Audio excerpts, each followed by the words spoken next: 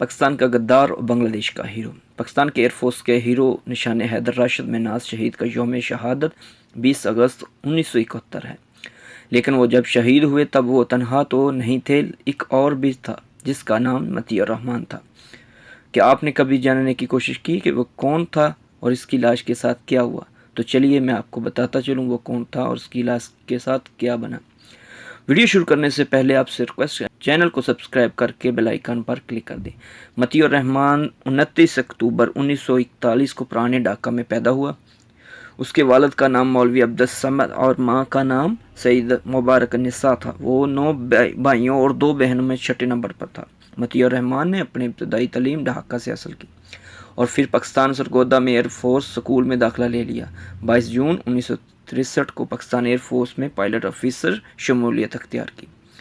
1963 کی جنگ میں وہ بطور فلائنگ آفیسر شریک تھا اور 1966 میں اس کو فلائنگ لیفٹیننٹ میں ترقی دے دی گئی۔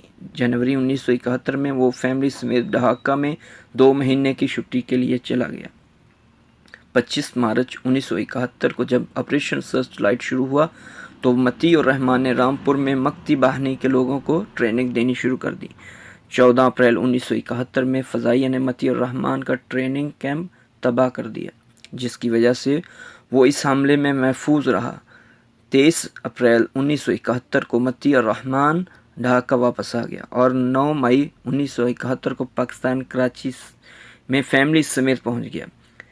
20 اگست 1971 مطیع الرحمان نے راشد میں ناز شہید اور سمیت تیار اغوا کرنے اور انہیں بھارت لے جانے کی پوری کوشش کی، باقی نتیجہ عبرت ناک موت کی صورت میں نکلا۔